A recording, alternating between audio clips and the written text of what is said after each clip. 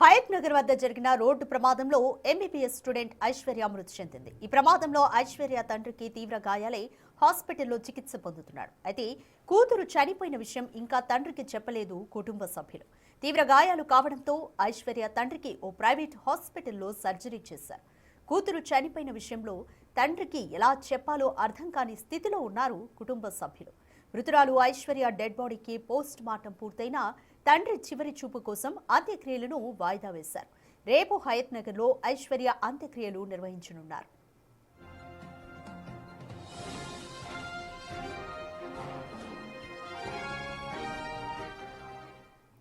మహబూబ్ నగర్ లో MBBS second year సంవత్సరం చదువుతున్న ఐశ్వర్య తండ్రితో కలిసి హయత్ నగర్ ఆర్టీసీ కాలనీ వద్ద నిన్న రోడ్డు దాటుతూ ఉండగా ఈ ప్రమాదం చోటు చేసుకుంది.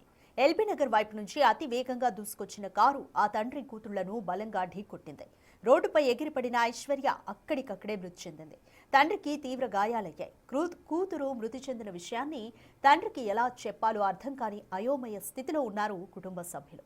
పోస్ట్ మార్టం పూర్తయిన ఐశ్వర్య డెడ్ బాడీ ఇంకా ఉస్మానియాలోనే ఉంది. ఉస్మానియా మార్చి నుంచి మోర్ డీటెయిల్స్ మా ప్రతినిధి సుజాత అందిస్తారు.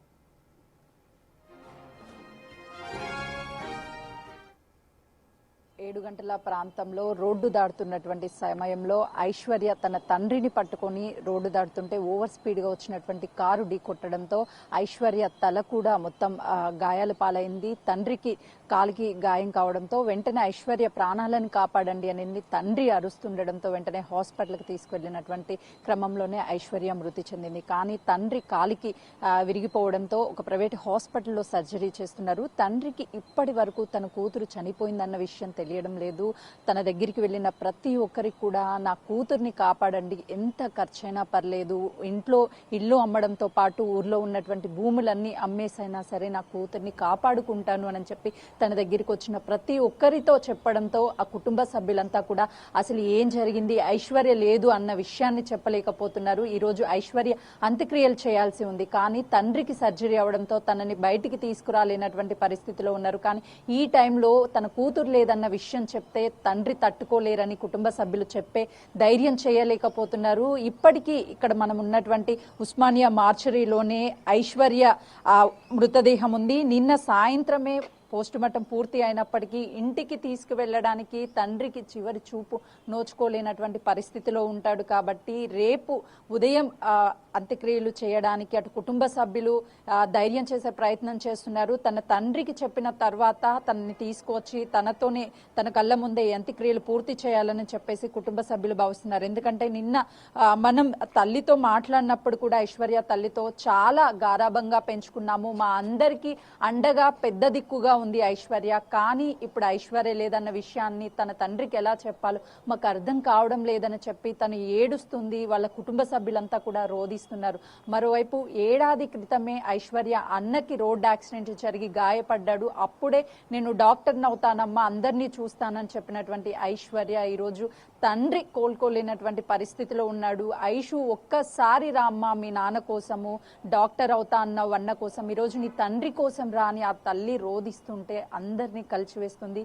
ప్రస్తుతానికి ఆ కుటుంబ సభ్యులు ఏం చేయాలో అర్థం కావడం లేదు. అయితే ఈ రోజు ఉదయం మాత్రము తన తండ్రికి ఐషుకి 50% సీరియస్ గా ఉంది అని చెప్పారు. సాయంత్రానికి మాత్రము తన తండ్రికి ఇంకా ఐషు కోలుకునే పరిస్థితి లేదని చెప్పి వైద్యులు చెప్తారు అని వాళ్ళ కుటుంబ సభ్యులు చెప్తున్నారు. కానీ తండ్రి ఎలా తీసుకుంటాడో అర్థం కావడం లేదు. ఏ తండ్రికి కూడా ఇలాంటి కష్టం రాకూడదు. కళ్ళ ముందే కూతురు 10 మీటర్స్ ఎగిరిపడ్డది, కానీ ఇంకా ఐషు బతికుందని చెప్పేసి ఆ తండ్రి భావిస్తున్నాడు.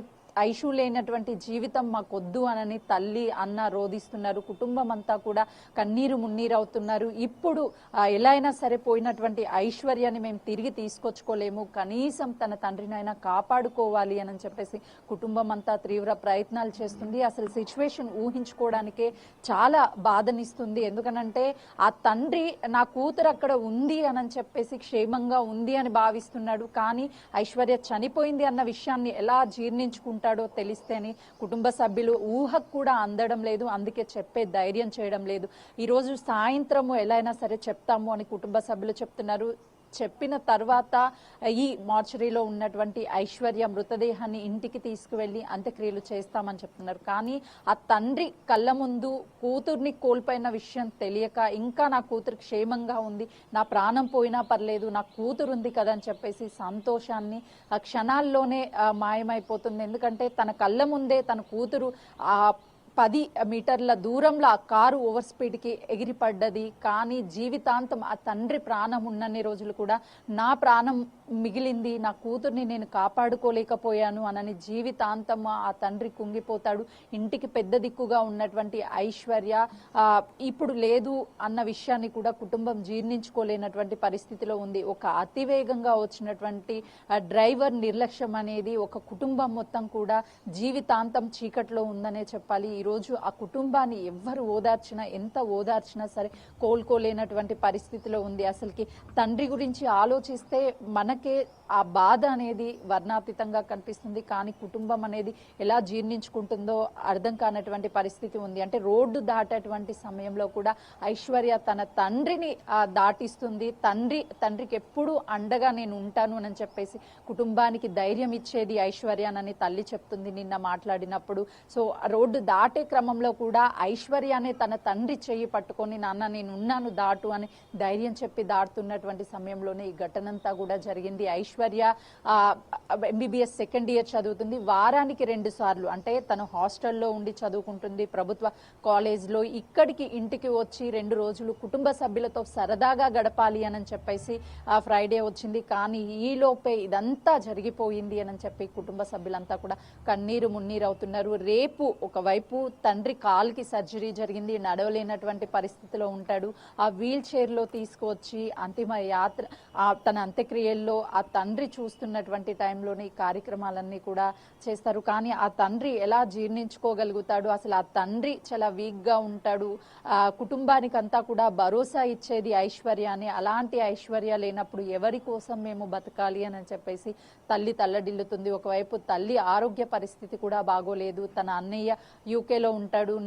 నిన్న బయలుదేరినప్పటికీ ఈరోజు తెల్లవారుజామున 4 గంటలకల్లా హైదరాబాద్కి తన హయత్ నగర్ స్వగృహానికి చేరుకున్నాడు. ఈరోజు ఒకవైపు తన తండ్రి పరిస్థితి బాగోలేదు, మరోవైపు కళ్ళ ముందే చెల్లి అలా మార్చరీలో ఎవరూ లేనటువంటి అనాథగా ఉండడాన్ని కుటుంబం జీర్ణించుకోలేనటువంటి పరిస్థితులు అయితే ఉందనే చెప్పాలి. ఇలాంటి పరిస్థితి ఏ కుటుంబానికి కూడా రావద్దు అని చెప్పేసి అటు ఐషు కుటుంబ సభ్యులు చెప్తున్నారు. దాంతోపాటు వాళ్ళ బంధువులు కూడా ఐశ్వర్యాన్ని మేము రెగ్యులర్గా చూస్తాము, ఇంటికి పెద్ద దిక్కుగా ఉంది, ఈరోజు ఐశ్వర్య లేకపోతే ఆ కుటుంబం ఎలా బ్రతుకుతుందో మాకు అర్థం కావడం లేదు అని చెప్పేసి బంధువులు ఆ చుట్టుపక్కల ఉన్నటువంటి వాళ్ళంతా కూడా ఐషు ఒక్కసారి రామ్మా అని పిలుస్తుంటే గుండెలు అలిసేలా ఆ తల్లి ఏడుస్తుంటే ఎవ్వరు కూడా ఆ రోదన్ని చూసి ఓదార్చే ప్రయత్నం చేస్తున్నారు.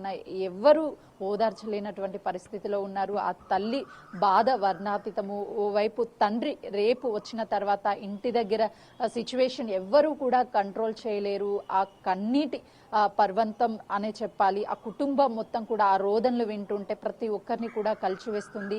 ప్రస్తుతానికి ఇంకా ఐశ్వర్య పోస్ట్ మార్టం పూర్తి అయినప్పటికీ కూడా రేపు వాళ్ళ తండ్రికి ఆఖరి చూపు చూపించడానికి ఇంకా ఇక్కడే ఫ్రీజర్లో స్టోర్ ఉంచారు ఐశ్వర్య మృతదేహాన్ని. కానీ కుటుంబ సభ్యులు ఇక్కడికి రావాలి, మా ఐశ్వర్యాన్ని తీసుకువెళ్ళాలి అని చెప్పేసి ప్రయత్నం చేస్తున్నారు. కానీ తండ్రికి చెప్పే ప్రయత్నంలో మాత్రము ధైర్యం సరిపోవడం లేదు అని చెప్పేసి కుటుంబ సభ్యులు చెప్తున్నారు. ఓవరాల్ గా చూసుకుంటే ఈ ఘటన అయితే అందరినీ కలిచివేస్తుంది. ఒక ఓవర్ స్పీడ్ వల్ల ఒక కుటుంబానికి చీకటి రోజుని నిన్న మిగిల్చిందనే చెప్పుకోవచ్చు. రాధిక.